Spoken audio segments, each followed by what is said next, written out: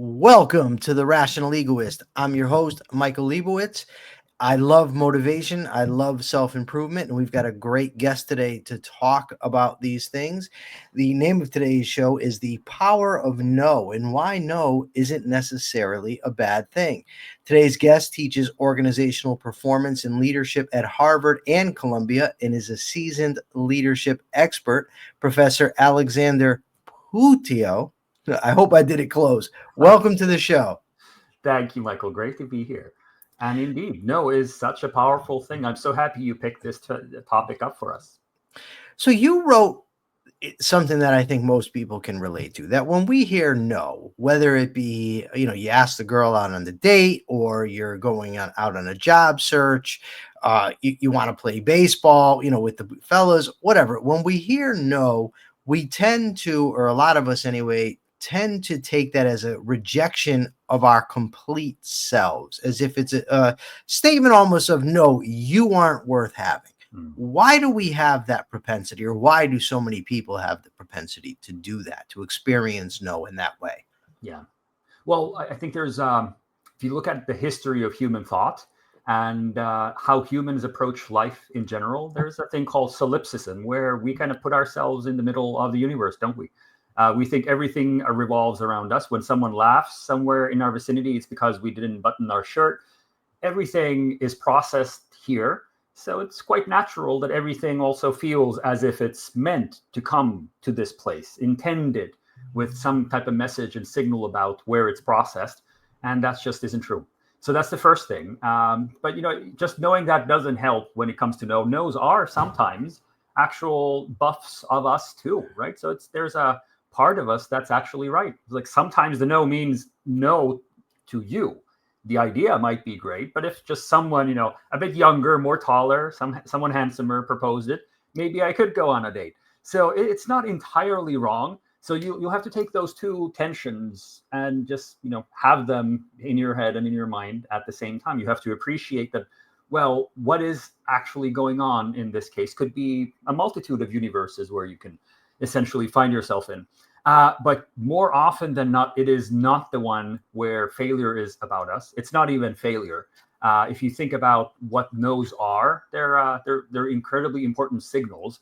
And quite frankly, they're more powerful signals than just a yes, quite often. And why is it that people, when you're proposing something to them, why is it easier for people to say no than say yes? Yeah. So that goes to a couple of things just that come from, I'd say, the monkey OS, the monkey operating system of us, the thing that we've inherited over millions and millions of years from, the ancestral evolutionary environment where us and our ancestors were. In those places, whatever you said yes to carried a lot more weight than they do today, don't they? Like, here's a mushroom, I'll say yes to it. Well, my uncle did that once, and he's no longer around. So we've grown to be risk averse, and psychology shows this. Everything from finance to just overall the aversion to losing things, like loss aversion as a topic that Kahneman, Tversky, and many others have shown. It just applies to all of our thinking. No entails almost no risk whatsoever. It's just, well, I am just staying as I am. I'm already alive. I'm already happy, or as happy as I am today. And I'm taking no other risks. I'm not encumbering myself with what might come out of a yes. A yes opens a door, and sometimes that door is on the floor and you drop through it. And so we have to work through that. And the same goes for us ourselves. Sometimes we say no because it's the easier part, but for our professional development, and as what you're doing here with the podcast and what you're educating people on, quite often we should say yes to, well, obviously we have to be careful with it, but we should say yes to more things that have to do with us. How do we grow? Do I take this opportunity? I'm not saying say yes to everything, but we do have to pay attention to the fact that no is almost always the default option. I don't know, maybe 18 years ago or so, when I was incarcerated, they had this program they were starting called the Grief Guide program, where they were going to allow inmates basically to take a course on counseling other inmates who were going through grief. You'd get a certificate for this. You get to, practice counseling, not, as you would as a licensed counselor, in the free world getting paid, but nonetheless. And at the time, the counseling profession was what I wanted to pursue. I was either very close to getting my associates in psychology, or I had already gotten my associates in psychology. And I signed up for this, and I had read hundreds of books on psychology. I thought, I am perfect for this. And I got denied. And I remember taking it like, oh my God, like, how could I possibly not get this, competing against guys in prison? And I can't even get it here. How can I do this in a free society? Now, ultimately, it ended up a blessing in disguise, because my intellectual style and my communication style would have never fit with what they wanted, because I am not the tell everybody how wonderful you are and how wonderful life is type of person. I'm more of a straight shooter, like an Albert Ellis would be closer to my communication style. But also, my friend and I had developed a rehabilitation program for prisoners, for criminals, that had I taken the grief guide, I don't know if I would have been able to put that kind of energy. So there was actually something better around the corner. At the time, I didn't know that. Now, you talk about how we need to learn to reframe when we hear no, to internally change the way we see it. I wish I would have known that then. But what do you mean by that, and how can we do it? Yeah. And I love your example. I think what you just spoke about speaks to the resilience of the human mind first and foremost. There is such a thing as the silver lining theory, where even if the two of us get struck by lightning, we lose our limbs. You give us 2-3 years, and as psychologists have looked into it, the quality of our lives, as the two of us would actually describe it in a survey, bounces back. We are incredibly resilient. And that's an interesting thing. Just to as an aside, when we hear no's, we often think of these absolute disaster scenarios. My life is ruined, or this door is closed. This thing I wanted is not happening. And you think that there's just never a moment when you can recover from that new trajectory. Again, sometimes that might be true. Some no's are absolutely devastating. Like, do you get citizenship in a country where you live or not? Like, some things really do truly matter much more than some others. But just like you said, the things that we actually think that are important for us in our head, quite often those aren't the things that actually make or break our lives, and they do not make or break our life satisfaction. More often than not, you'll see, and this we can get a bit stoic, the obstacle is the way, right? Like this, the no. So here's one of the first reframings. First of all, who the hell told you things are going to get easy? Like who on earth told us? Was it God who came in and said, well, Michael and Alex, here's your life, and it's just going to be great. You're going to apply to Harvard. You're going to get in. I didn't get in. I'm teaching, but I could not get in. I was waitlisted, right? So, and that is that. So the subtle reframing is, well, what do I even want out of that? Well, I'm curious.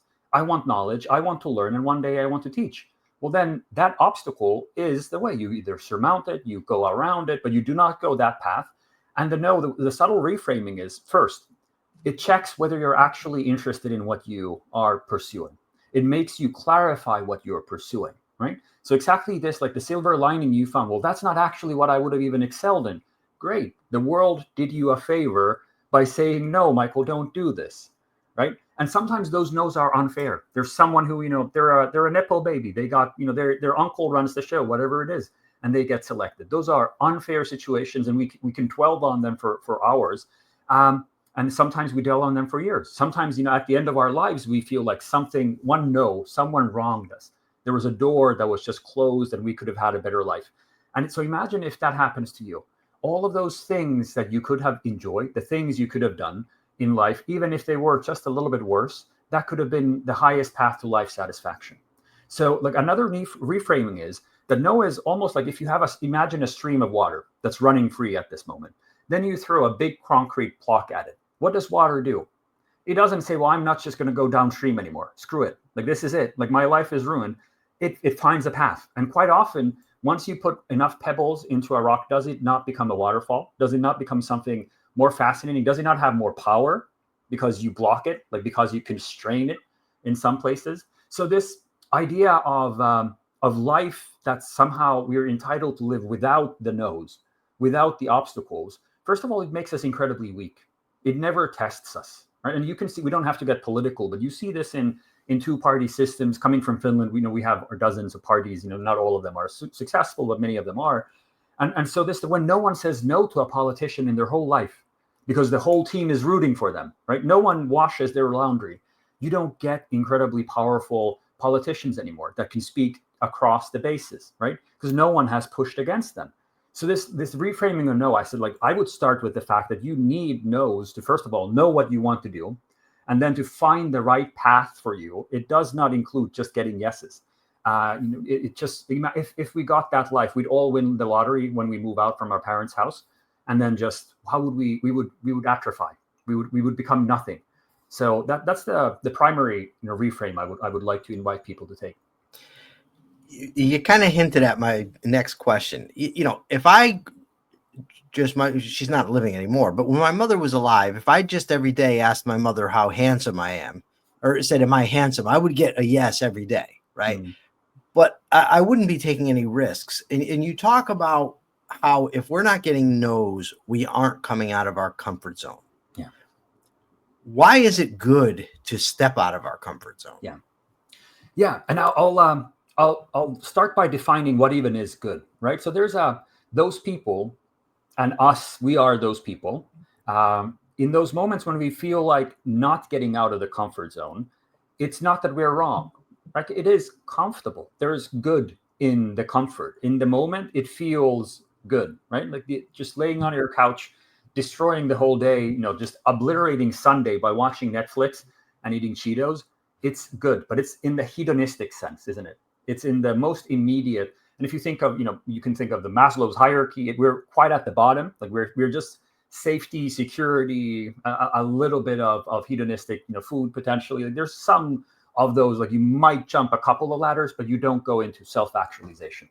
You don't get anywhere close to the actual higher level goods. And this is where, the Greeks and the antique thinkers, as they were thinking of virtues, the virtue of a human, that's where we miss out on this whole upper part, the 4, 5, 6 echelons of humankind, right? Like what are we even capable of?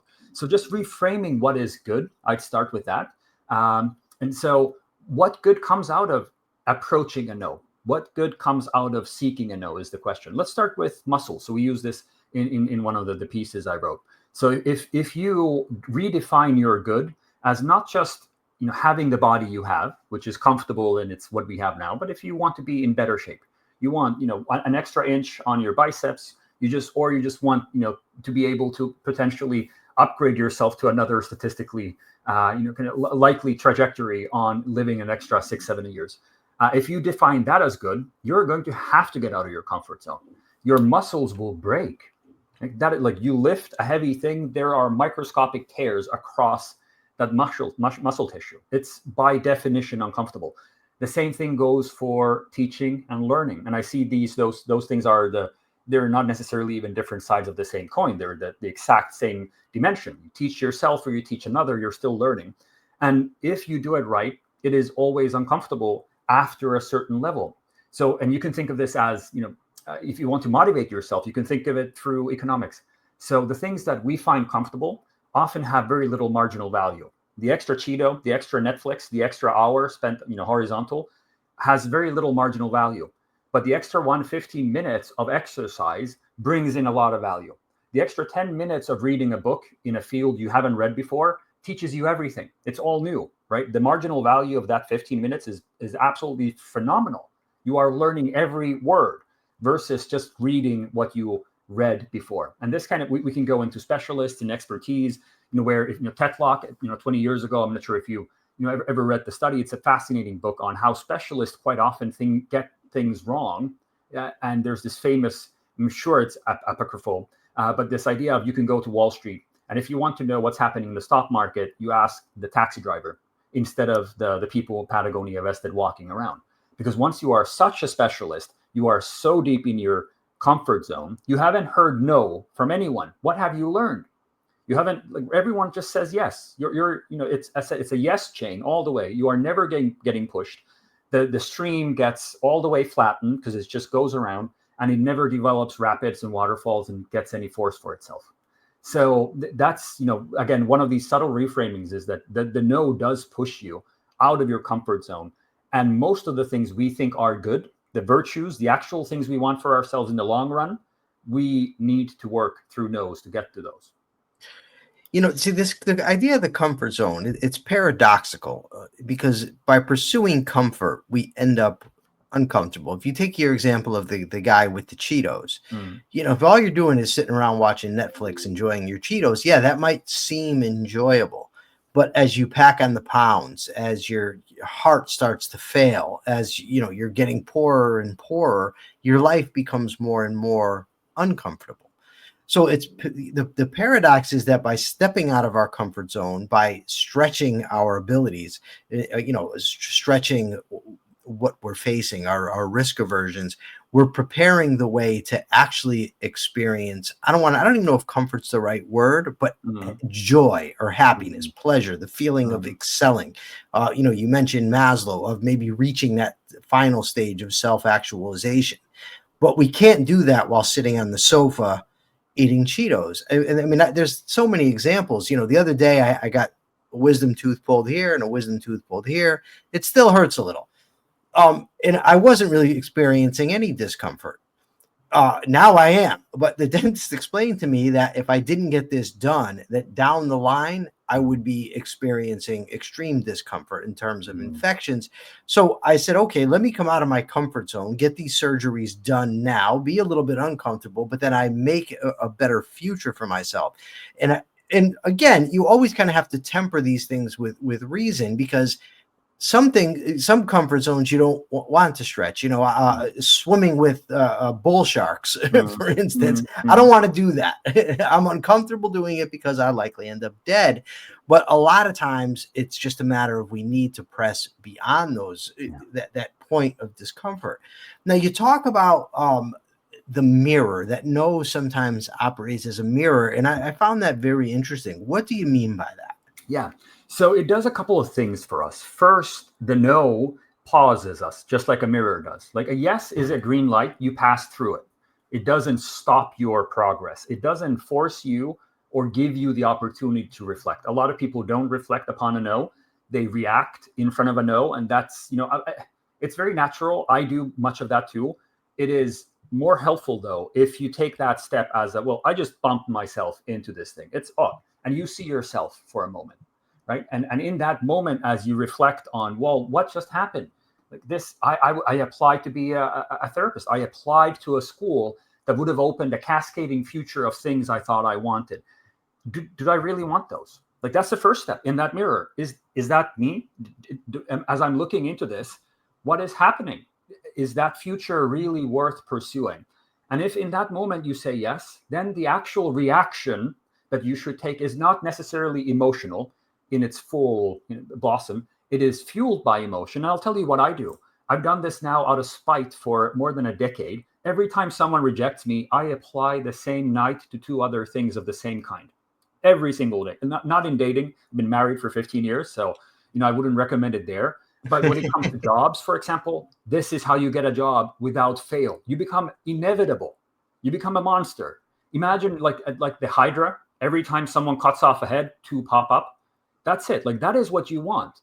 And so I'm not saying that in that mirror you should see a monster of any sort, but you should see something that becomes inevitable when it pursues the things that it wants. If you see a person who didn't even really want the thing, well, moving on. You passed the mirror and said, well, actually, that no doesn't matter. This no chain is not worth pursuing. And it's the other concept as we look into a mirror, sometimes if you think of the infinity mirror, right? Like this is the other reason why I use this metaphor or analogy, is if you look all the way through an infinity mirror, there obviously you never see the end of it, which is exactly what a no chain could be. It feels like you never see the end of it. It's not supposed to be one no.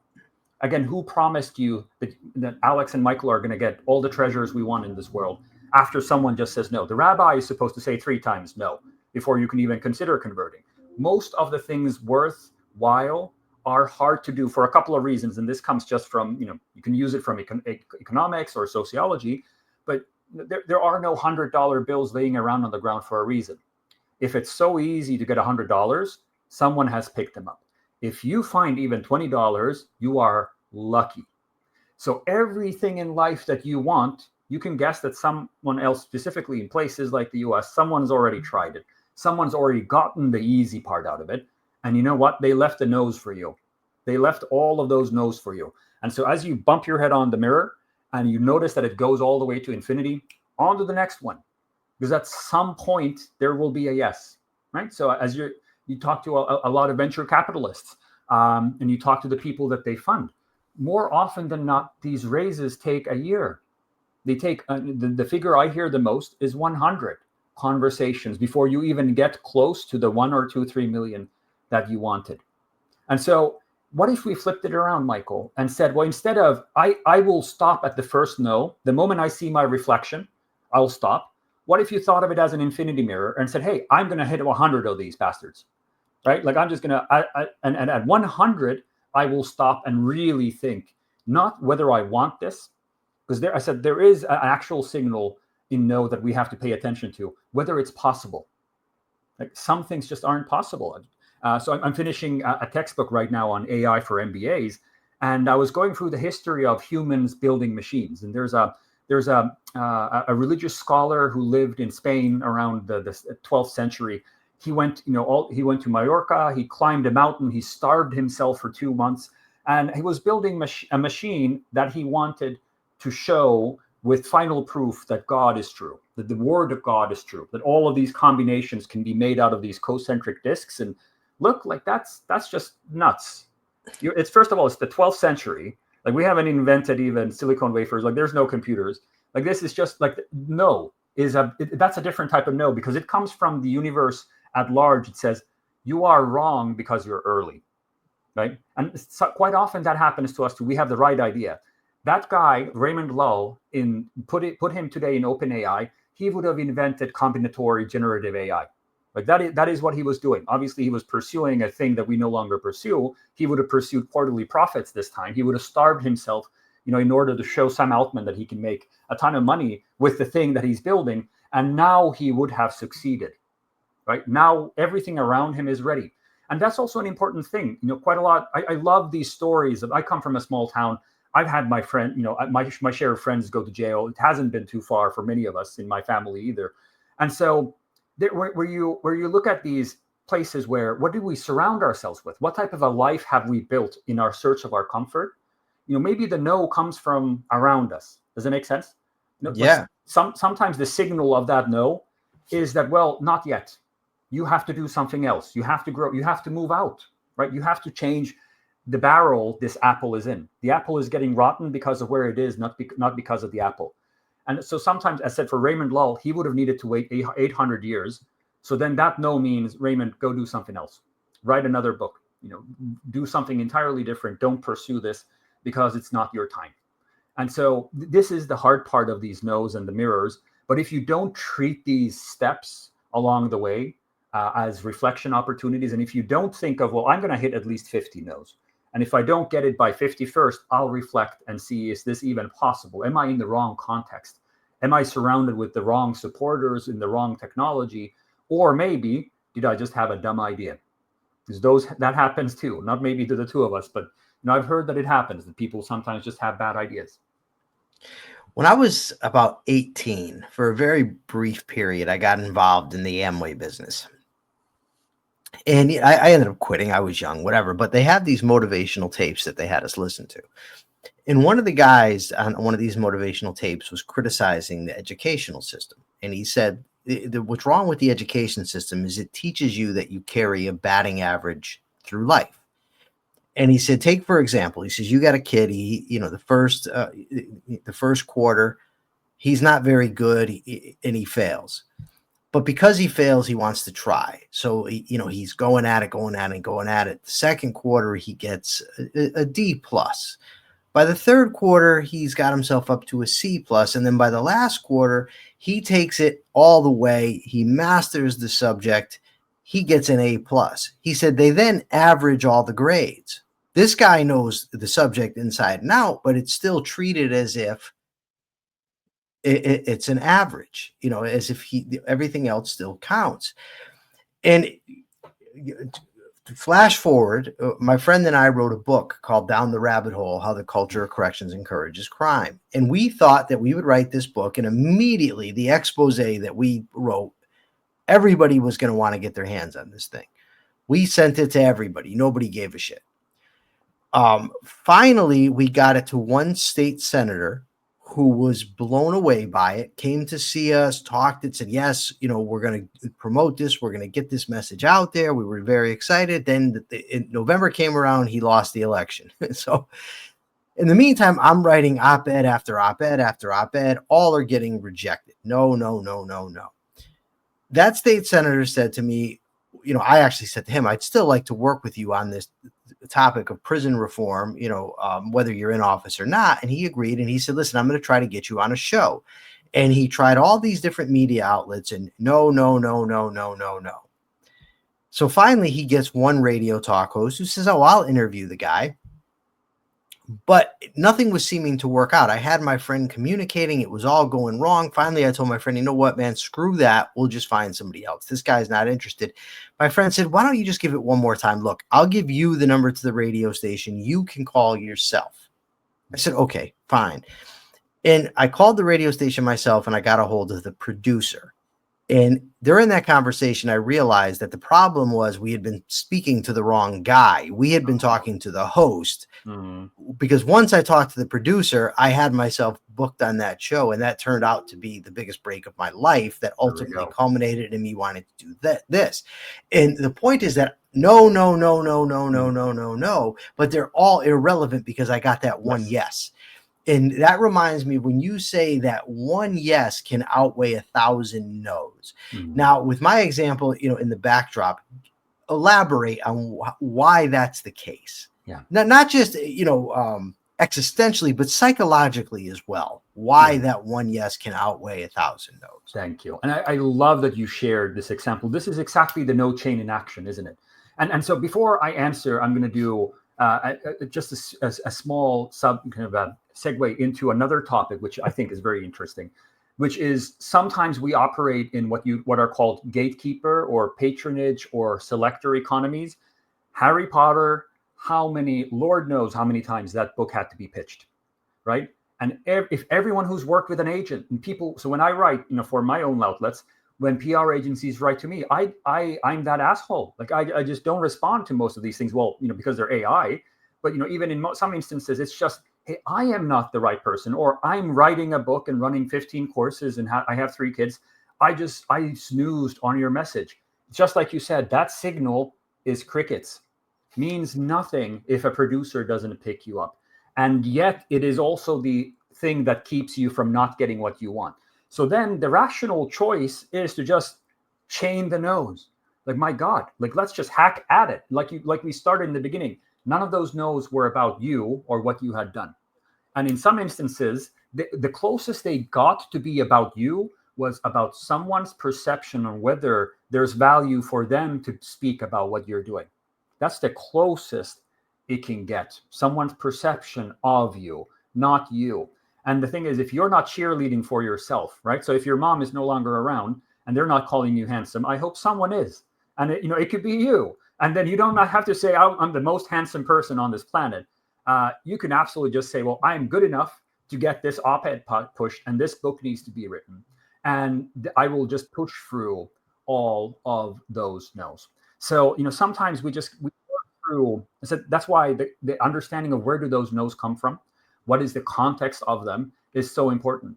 Then who is giving that signal, and so then if we kind of look at what happened to you, and I'd love to ask, how many no's do you think you got, by the way? Oh God, I wouldn't even know how. I mean, not only that, but even with the show, it's like booking flights. You know what I mean? Like you sometimes I get overbooked because I have to send out 50, requests to people. I'll pick a topic I want to talk about and I just send them all out. No.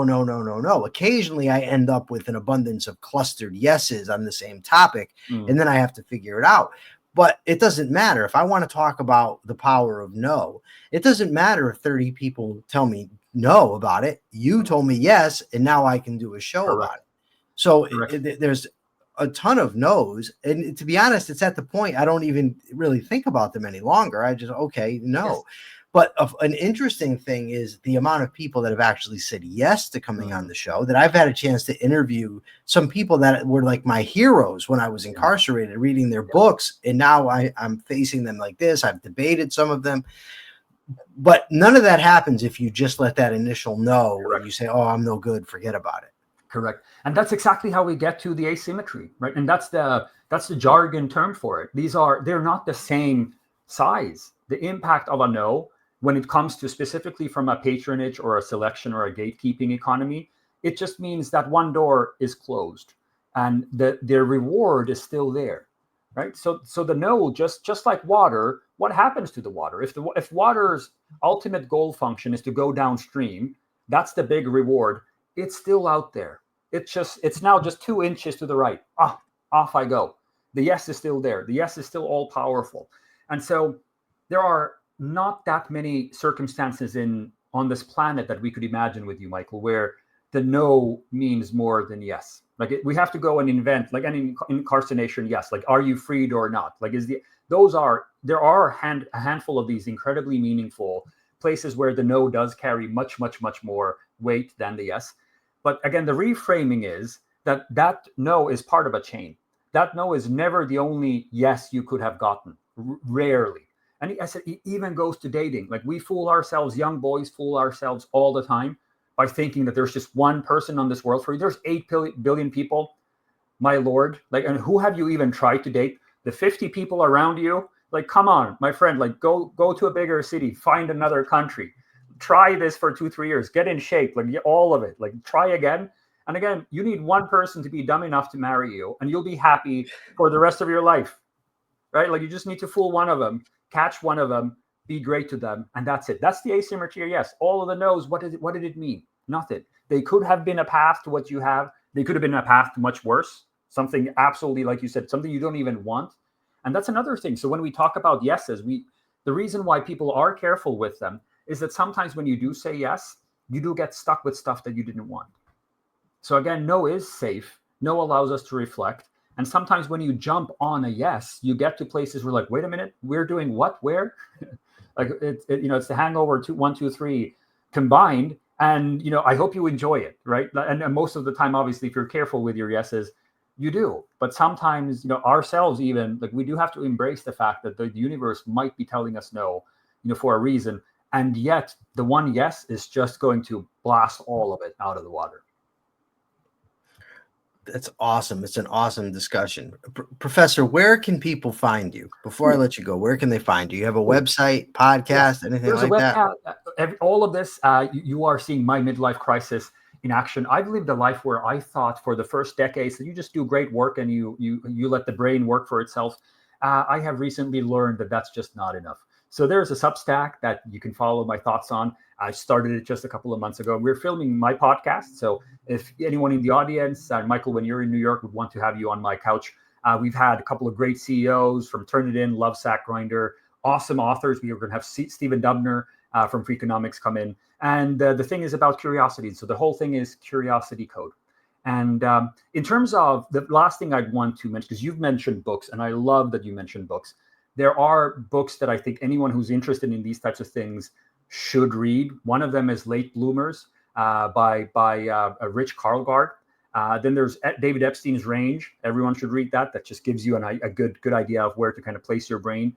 And then there's Dave Dropson's Expectation Effect. And you put those 3 things together, and I'd say you have a pretty good recipe for embracing the no's, embracing the uncertainty, and just being a better version of yourself. Surprised you didn't recommend Grit. You mentioned it in your article. Yes. All that. I expect everyone to have read Grit by now. If you haven't, Angela Duckworth did us a favor by writing. It was a wonderful book. Professor, thank you so much for taking time to be with us today. I really appreciate it. Likewise. Thank you, Michael. For now, this is the Rational Egoist signing out. I'm Michael Liebowitz. Till next time.